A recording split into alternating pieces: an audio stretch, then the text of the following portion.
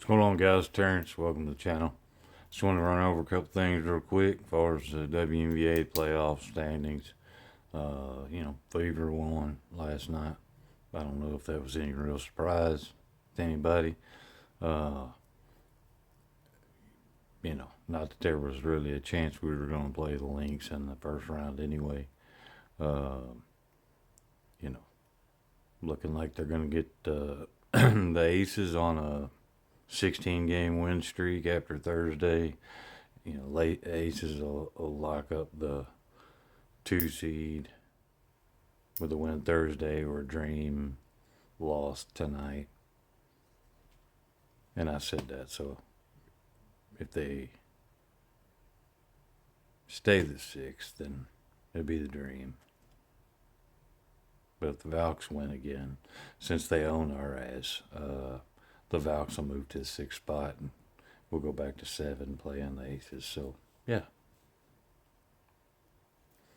I just made a few notes. Like I said, there's not a whole lot, to say without Caitlin in the playoffs, or, even since whatever, was finally released, as far as information goes from the Fever organization.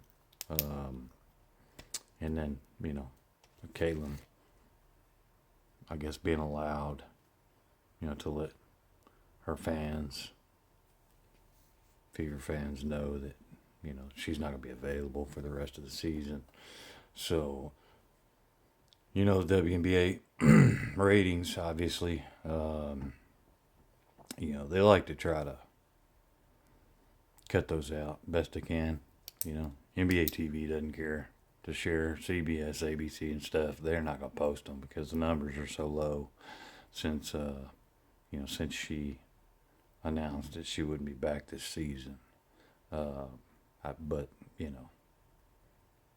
they've said it's in the neighborhood of 80%, or have moved on to, pro football and other shit. They're not wasting their time watching, so-called professionals that can't block out the shooter. I mean, I'm just sticking to something basic that everybody understands. I think. I don't know if you do or not. Whatever. I don't guess it matters. I think I had mentioned in the previous video, I don't know how much of it was, the work Caitlin put in versus could she actually come back, or versus Stephanie White, like she's got something to prove. I guess she does, because she doesn't, as a coach, she hasn't really done shit in her career, like, ever.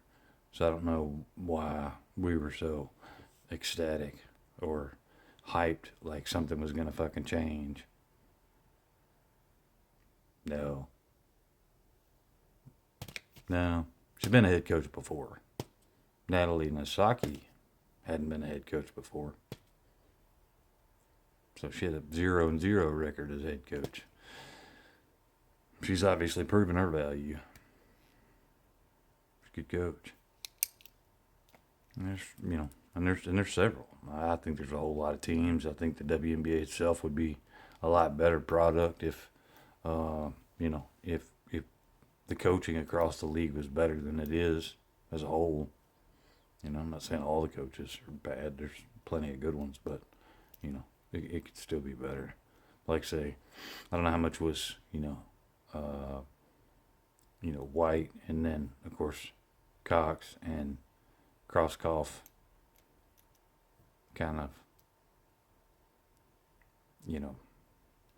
her saying, no, we can win this with, as is. It's a batshit crazy move is what it is. But whatever. I'm a CC fan, so she's with the Fever right now, so I'm a Fever fan, I guess. Never be a Stephanie White fan. Sorry.